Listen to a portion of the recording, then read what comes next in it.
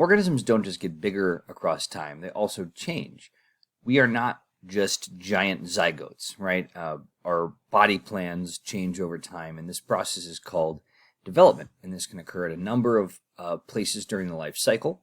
This could be metamorphosis, like you see in a lot of insects, different adult or larvae stages of life cycle. It could be like a medusa or a hydra, like you see in cnidarians, but it also includes embryonic development at the very, very beginning of the life.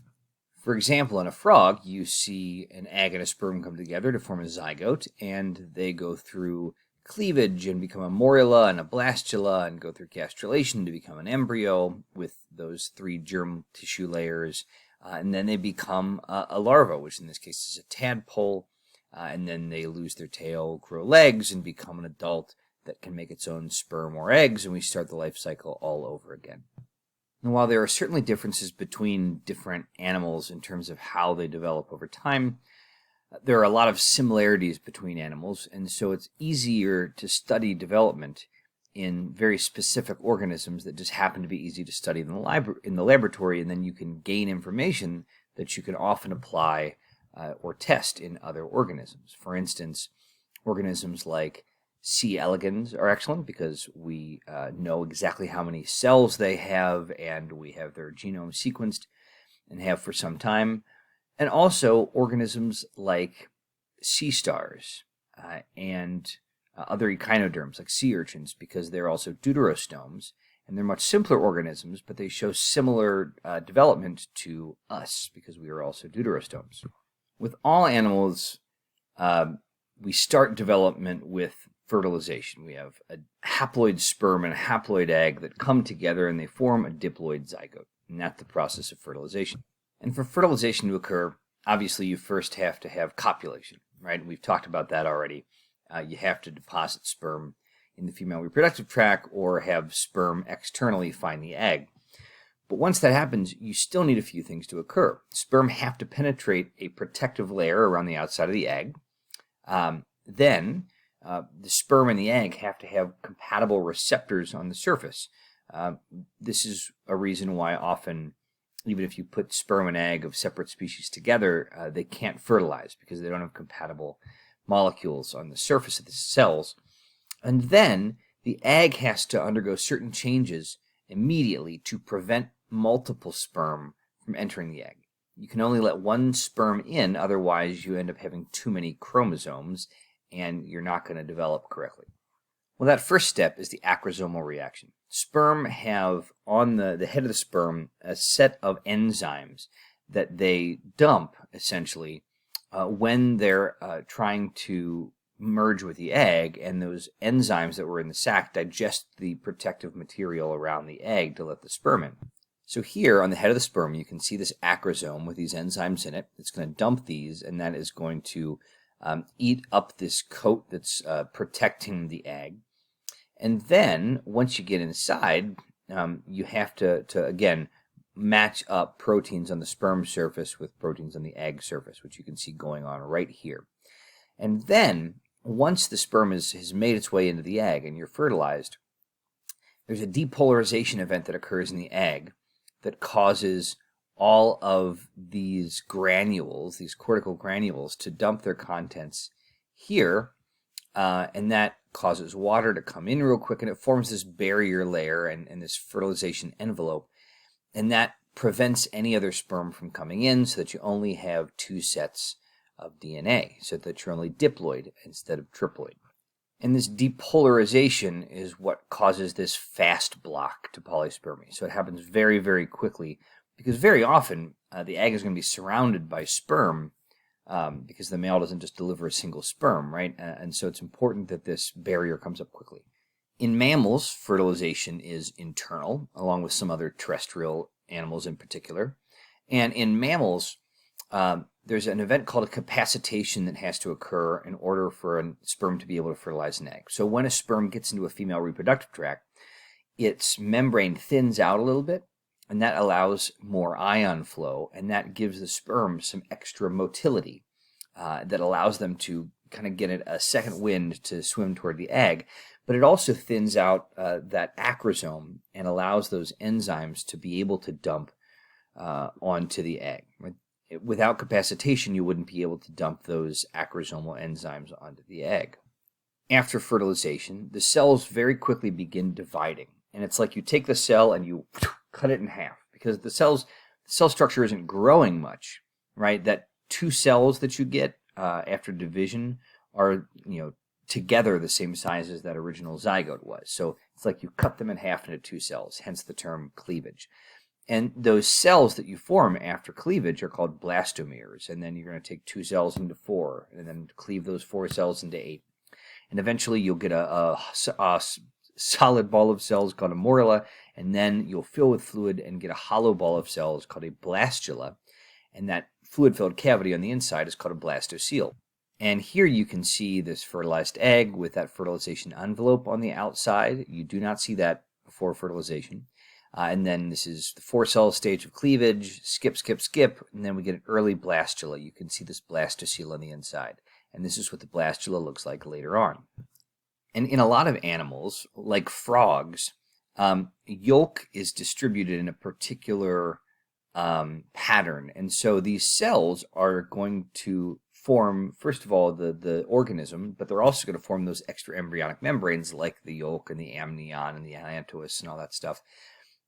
And so if the yolk is kind of pushed primarily to single side, they call that the vegetal pole because it doesn't show as much movement. And the animal pole is on the other side because there's a lot of action going on there during development. Cells are moving around, etc. So in frogs, those first two cleavages form equally sized blastomeres, or those first cells.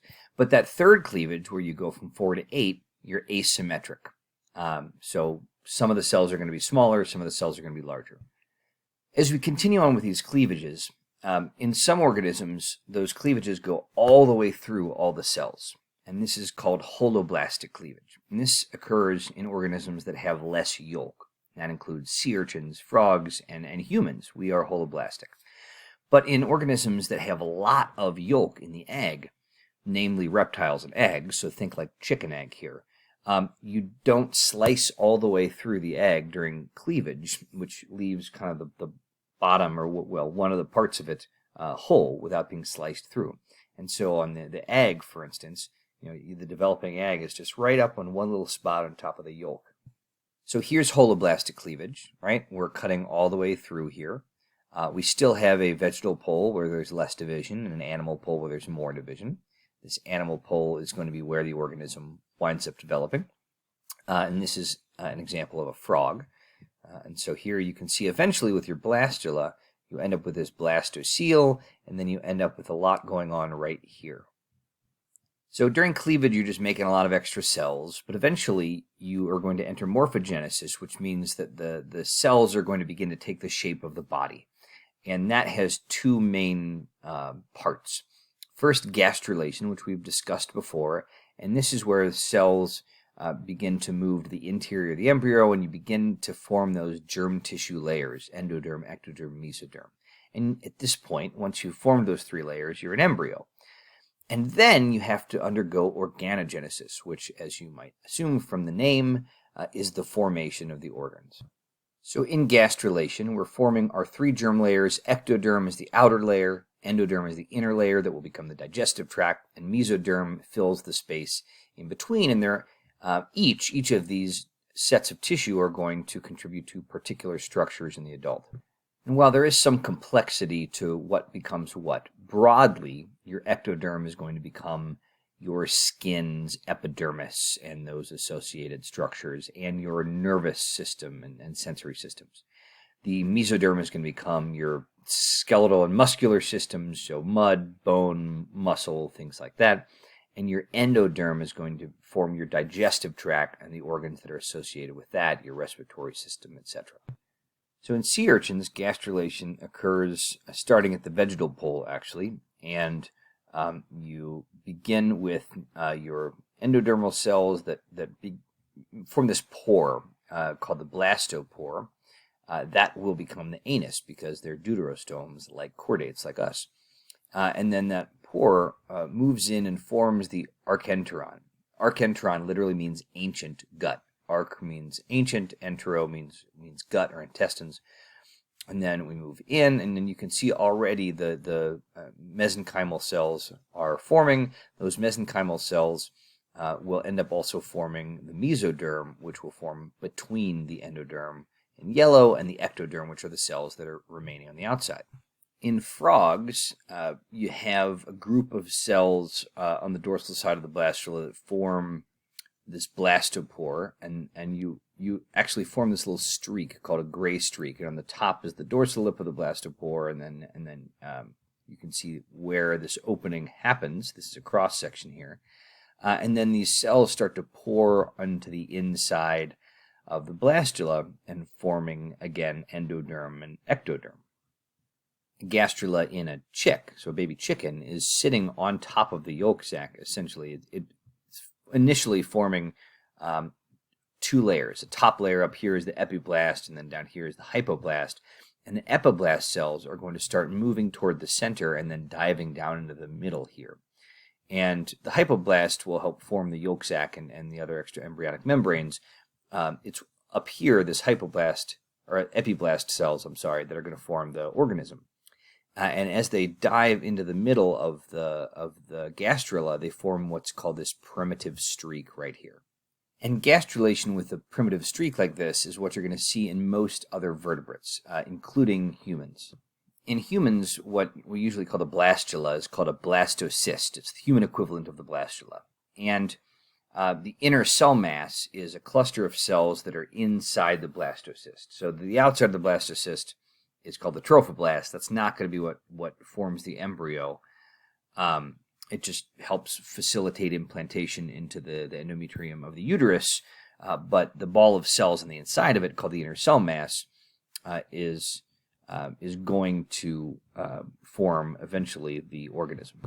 Now that outer ring, the trophoblast, kind of joins with mother's cells in the endometrium, and then you end up forming these extra embryonic membranes like the amnion and the chorion and then the yolk sac, etc. And then you end up seeing gastrulation in a pretty similar way to how we saw it in chicks. You form this primitive streak in the middle of the embryo as cells move to the middle and then down. So here you can see the trophoblast around the outside and the inner cell mass here. The trophoblast, again, joins with the cells of the endometrium. And then you're going to form in this inner cell mass the epiblast and the hypoblast. Hypoblast is going to end up helping to form this yolk sac here. And then the epiblast is going to form this primitive streak where the cells come to the middle, pour down, and end up differentiating into the three germ tissue layers of the ectoderm, mesoderm, and endoderm. The reason that vertebrates were able to colonize land is because of the amniotic egg that we've talked about before, that includes those extra embryonic membranes, and then subsequently the uterus of the marsupial and eutherian mammals like us, or kangaroos for instance, who then were able to, again, have that pond kind of inside the body rather than just inside the egg. But either way, you're carrying the pond with you. And those four extra embryonic membranes include the chorion, which functions in gas exchange. There's some gas that's allowed inside the egg, and this is a membrane that's right next to that allows some exchange with blood. For us, humans, that forms most of the placenta that we end up having. The amnion is a sac that encloses a bunch of fluid, amniotic fluid, and that allows for some cushioning for the embryo on all sides. The yolk sac, for most organisms, provides nutrition while you're in the egg. For us, it provides a site for the formation of your initial blood vessels and blood cells. And your allantois or allantois is where waste products that you're, that you are producing during your embryonic development have a place to go. It's essentially a sac where you can dump them.